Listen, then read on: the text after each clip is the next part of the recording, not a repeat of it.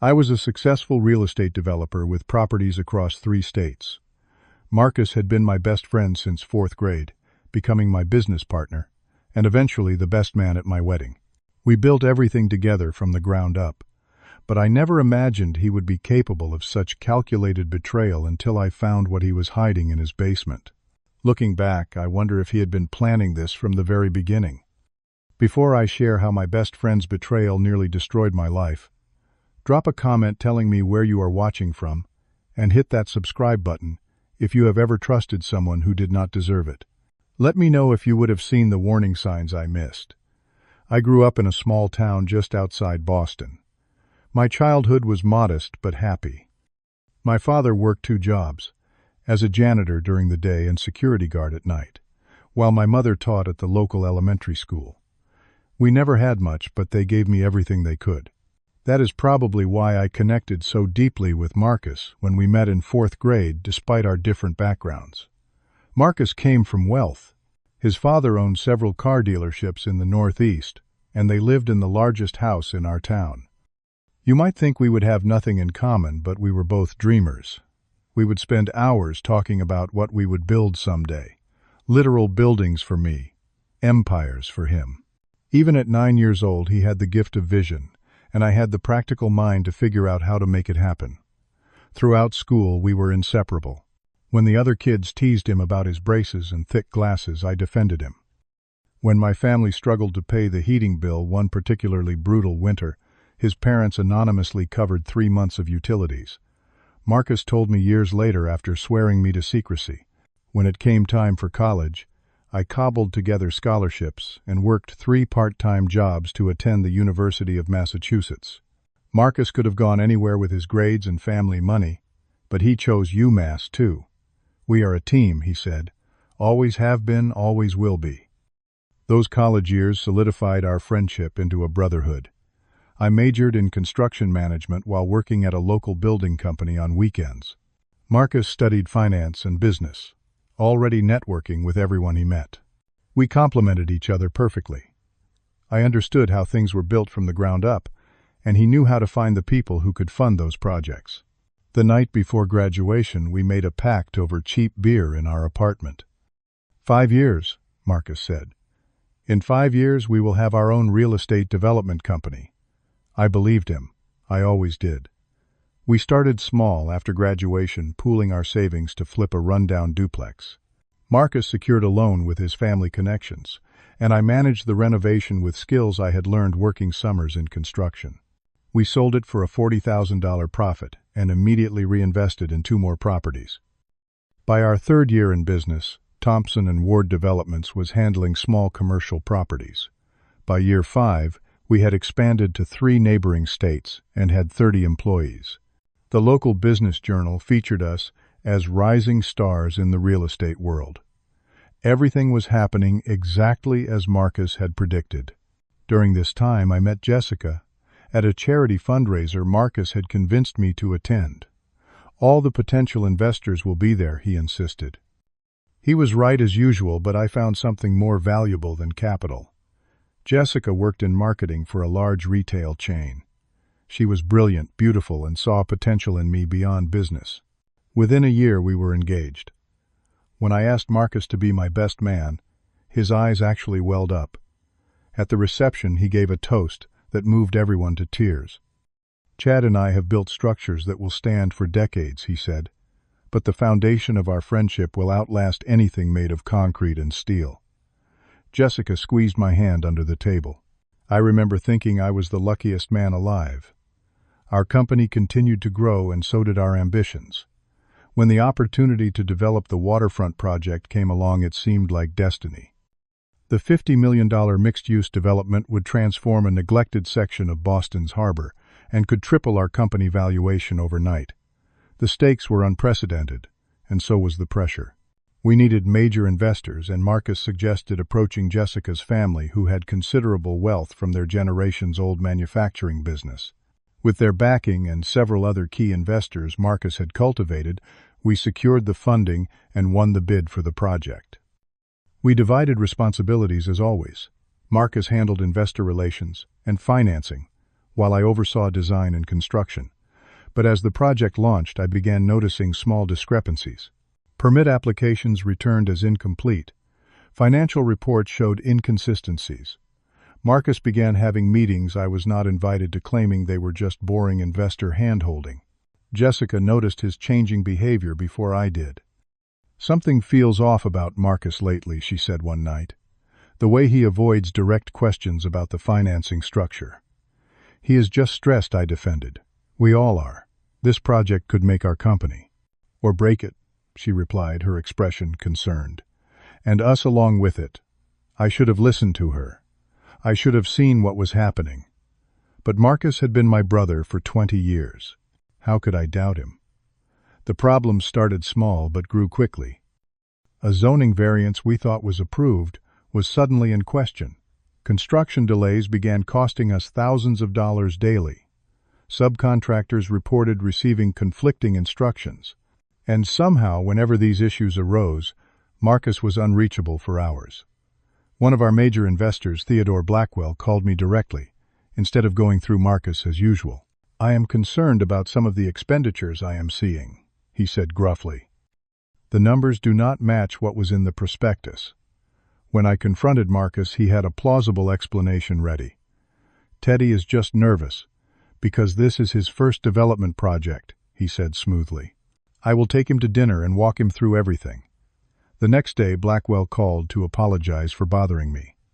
Marcus explained everything. "Sorry to have troubled you with the details." Something in his voice still sounded uncertain, but I was too relieved to notice. Then I discovered the unauthorized bank transfers. 3 separate withdrawals, totaling nearly $800,000 to an account I did not recognize. Marcus looked offended when I questioned him. "That is our contractor escrow account," he explained. "For materials prepayment to lock in prices before they rise more. All documented in the reports I sent last week." He pulled up the documents on his computer, and there it was. Had I missed this? Was I losing my grip on the business? "Maybe you need some time off," Chad Marcus suggested, his voice full of concern. "This project is breaking all of us.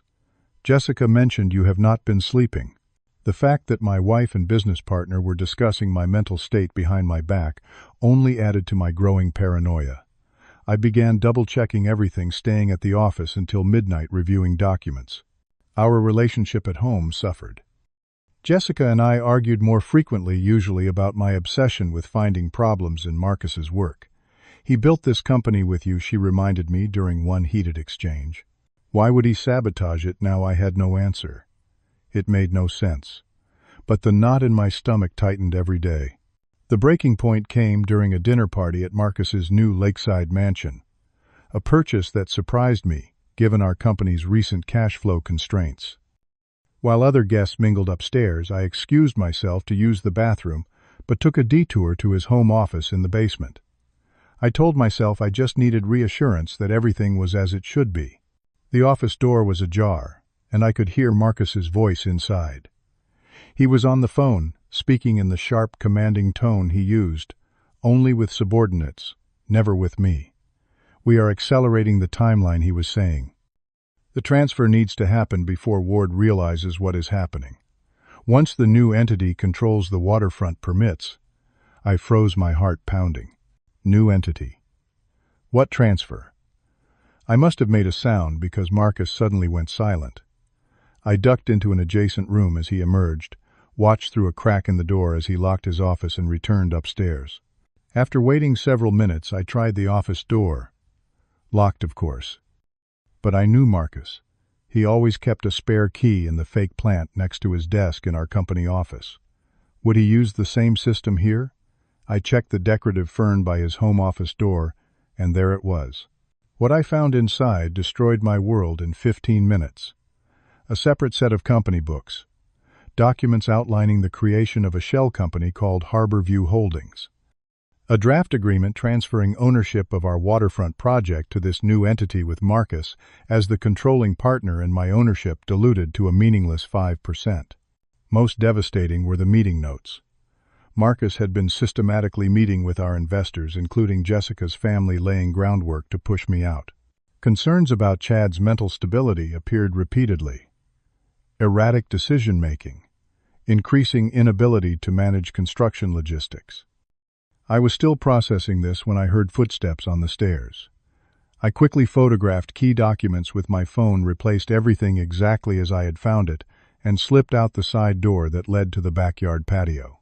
I made it back to the party, just as Marcus was asking my wife, "Have you seen Chad?" I somehow made it through the rest of that evening, my mind racing and my heart breaking. The man raising a toast across the table, my oldest friend, my business partner, my supposed brother, was systematically destroying everything I had built while smiling to my face. Later that night, I discovered something that cut even deeper. While scrolling through the photos I had taken, I noticed text messages visible on one of the documents. Messages between Marcus and Jessica. They were not romantic messages, but something possibly worse. Marcus had been feeding her carefully crafted concerns about my mental health, business decisions, and financial management. "I am worried about him, Jess. He almost signed off on a materials order yesterday that would have bankrupted us. I covered for him, but I do not know how long I can keep doing this." Her responses showed growing alarm. "Should I talk to my father? I am scared, Marcus." "Not yet," he had replied. "Let me try to protect him a little longer. He is my best friend." The manipulation was masterful. He had positioned himself as the loyal friend trying to protect me while systematically undermining my wife's trust and my business relationships. The next day, I learned that Jessica's family had pulled their investment based on concerns about project management. Our bank froze several company accounts due to irregular activity patterns suggesting potential fraud. My calls to key business contacts went unreturned. Marcus had not just betrayed me.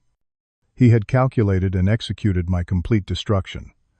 When I walked into our office the next morning, the receptionist looked surprised to see me. "I thought you were taking time off," she said. "Mr. Thompson said you were dealing with some personal issues." I found Marcus in his office reviewing documents with our company lawyer, who quickly excused himself when he saw my expression. "You look terrible," Marcus said with seemingly genuine concern. "Is everything?" I dropped the photos of his secret documents on the desk between us. His face changed so quickly it was almost impressive. Concern vanishing, replaced by cold calculation. "How did you get these?" he asked quietly. "Does it matter? I know everything, Marcus. The shell company, the investor meetings, the lies about my mental state, the text messages to my wife." He leaned back in his chair, studying me. "You would have done the same in my position." "Are you serious?" "I would never." "The waterfront project is too big for you, Chad," he interrupted. "You are a small-town builder who got lucky having me as a partner. This project needs connections and sophistication you simply do not have. We built this company together," I said, my voice breaking. "Everything we have done has been together." His laugh was like a knife. "I built this company. Your construction knowledge, I could hire that for $150,000 a year from any competent project manager. My relationships, my family connections, my financial expertise, those are what built Thompson and Ward. Except now, it is just Thompson. The paperwork is already filed." I lunged across the desk, grabbing him by his expensive shirt collar. Security cameras later showed that he was the one who threw the first punch. But by the time security arrived, I was the one bleeding on the floor while Marcus straightened his tie. "You are finished in this town," he said as the security guards helped me up. "My family knows every banker, investor, and developer in 3 states. Your reputation is already garbage. Jessica called me crying this morning about your dangerous paranoia. Even your in-laws think you are having a breakdown." He leaned closer, his voice cold. "Walk away now with whatever dignity you have left, or I will make sure you never work in development again." That night, Jessica did not come home. She called to say she was staying with her parents until things calmed down. When I tried to explain what Marcus had done, she hung up. Marcus had spent months preparing his narrative. My frantic accusations only reinforced his portrayal of my declining stability. I sat alone in our empty house, surrounded by photographs of happier times, and felt something inside me break. 20 years of friendship, my marriage, my company, my reputation, everything I valued was gone. I contemplated giving up, maybe moving across the country and starting over. I even briefly considered darker thoughts as I stared at the bottle of whiskey and prescription sleeping pills on my kitchen counter. The call that saved me came at 2 in the morning. Diane Reynolds, our company's longtime office manager, spoke in a hushed voice. "I am risking my job calling you, but this is wrong. I have documents you need to see. Marcus did the same thing to his previous partner before you. We met in a 24-hour diner, far from the office." Diane had been with the company since our 3rd year, but I had never known she had worked for Marcus's previous venture. "He pushed out James Miller 2 years before he met you," she explained, sliding a folder across the table. "James moved to Arizona afterward. Most people think he had a breakdown. The pattern was identical. Gradual, undermining isolation from business contacts, questioning of mental stability, and finally complete removal, using legal maneuvers buried in their partnership agreement." "Why are you showing me this?" I asked her. "Because James killed himself 6 months after moving to Arizona," she said quietly. "And because I have watched you build something honest, something good. Marcus is brilliant, but he does not care who he destroys." The documents she provided included something even more valuable than the pattern: a specific clause in our company bylaws that Marcus had apparently overlooked. A small paragraph on page 47 that might give me a fighting chance. That night I stopped thinking like a betrayed friend and started thinking like a businessman under attack. I would not give Marcus the satisfaction of destroying me. This was not just about money or even my reputation anymore. It was about justice. For the next 3 weeks I went underground. I rented a small apartment using cash and told no one where I was staying. I met with a forensic accountant who specialized in fraud cases. I contacted James Miller's widow in Arizona.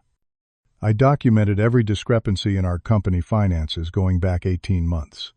Most importantly, I arranged private meetings with key investors, carefully avoiding Marcus's closest allies.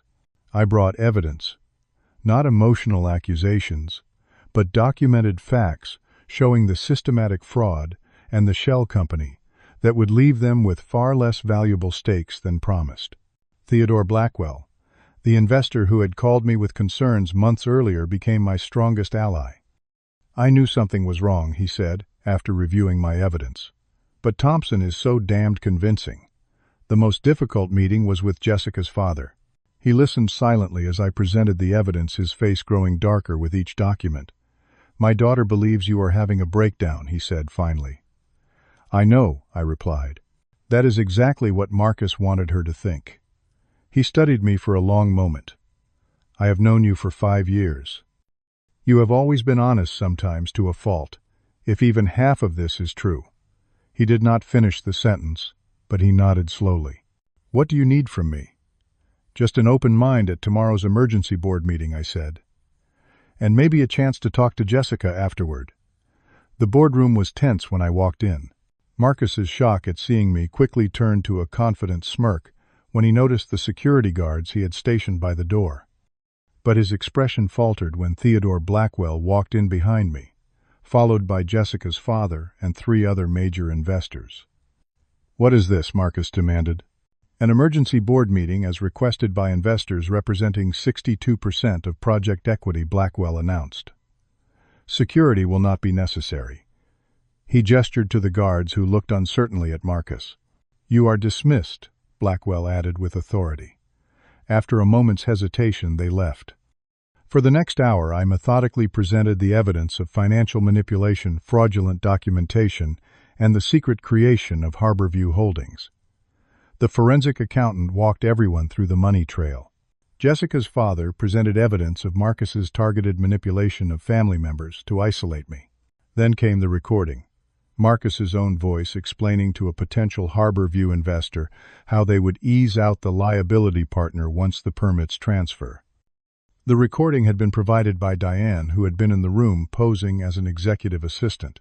Marcus attempted every tactic, claiming the documents were fabricated, suggesting I had coerced witnesses, even trying to portray the meeting itself as evidence of my instability. But with each denial, another investor or employee spoke up with corroborating evidence. The final blow came from James Miller's widow, who joined by video call to describe the identical pattern of isolation and removal her husband had experienced, followed by his suicide, after Marcus destroyed his reputation. The board voted unanimously to remove Marcus from the company, freeze all his company assets pending criminal investigation, and reinstate me as managing partner. As security escorted him out, the same security team that had removed me weeks earlier, Marcus hissed, "This is not over." I simply replied, "Yes, it is. Rebuilding took time. The company required financial restructuring. The waterfront project had suffered delays and cost overruns during the chaos. But with transparent leadership and honest communication with our investors, we slowly regained momentum. My marriage proved more difficult to repair. Jessica had believed Marcus's carefully constructed narrative about my mental state, and the betrayal cut deep on both sides. We separated for 3 months while she processed the truth, and I worked through my own feelings of hurt that she had doubted me. Our reconciliation began with weekly coffee meetings talking through what had happened and how we had both been manipulated. He knew exactly how to play on my fears, she admitted during one tearful conversation. "I was so worried about you, and he positioned himself as the only one trying to help you." 6 months after the board meeting, we relaunched the waterfront project with new safeguards and oversight in place. A year later, we completed the first phase to widespread acclaim. The business journal that had once called Marcus and me rising stars now featured me alone on their cover with the headline, "Rebuilding Trust: How Chad Ward Saved the Waterfront." But the professional victory felt hollow compared to the personal rebuilding I had to do. Trust did not come easily anymore. I found myself questioning motives, analyzing conversations for hidden meanings, reviewing documents for concealed traps. Jessica suggested therapy, and though I resisted at first, it became my lifeline. My therapist helped me process not just the betrayal, but the guilt I felt for not seeing it sooner. 20 years of friendship creates powerful blinders, she explained. You trusted because that is who you are, not because you were foolish. Slowly, I began to heal. I implemented new company ethics policies based directly on my experience. Every financial transaction required multiple approvals. All investor communications were documented and accessible to the full board. We created the most transparent real estate development company in the region. I also began mentoring young entrepreneurs, sharing my experience not to spread paranoia but to encourage a balance between trust and verification. Partnership is like marriage, I would tell them. It requires complete honesty and regular check-ins. The moment you stop communicating openly is the moment cracks begin to form. 3 years after Marcus's betrayal, I received a letter from him postmarked from Seattle. He had avoided jail time through expensive lawyers, but his reputation in our industry was destroyed. The letter contained no apology, only a statement that he would have succeeded, if not for unexpected interference. I did not respond. There was nothing to say. The question I get asked most often is whether I can ever truly trust a business partner again. The answer is complicated. Trust is not a simple yes or no proposition. It exists on a spectrum and requires constant maintenance. The betrayal changed me fundamentally. I am more cautious now, more thorough in my due diligence. But I refuse to live in suspicion. That would mean Marcus won, that he broke something essential inside me. I now have 2 new business partners, both thoroughly vetted and operating under partnership agreements that include robust transparency requirements. Our company has expanded to 5 states, with the waterfront project serving as our signature achievement. More importantly, Jessica and I have rebuilt our marriage on a foundation of hard-earned wisdom and communication. The lesson I learned through fire is that trust must be coupled with verification. Friendship is precious, but in business systems must exist to protect all parties. The most dangerous words in any partnership are, "I know them too well to worry." For years, I carried anger about what happened. I fantasized about Marcus failing in Seattle, about karma catching up to him. But eventually I realized the anger was only poisoning me, not him. The best revenge was not just success, but finding peace. I will never be the same trusting person I was before. But perhaps that person was too naive for this world. I am wiser now, more discerning about who earns my trust and how completely I give it. I have learned to watch actions more than words, to trust patterns rather than promises. Most importantly, I have learned that true strength lies not in never being knocked down, but in how you rise again. My company is stronger than ever. My marriage has depth and resilience it might never have developed without the crisis we weathered, and I have found purpose in helping others avoid similar betrayals. Have you ever experienced betrayal from someone you completely trusted? How did it change you? Did you become more cautious, or did you find a way to trust again? Drop a comment below and share your story. Your experience might help someone else who is struggling. And if this story resonated with you, please hit that subscribe button and share it with someone who might need to hear it. Remember, sometimes our most painful experiences become our most valuable wisdom. Thank you for listening, and remember to trust, but verify. Your future self will thank you.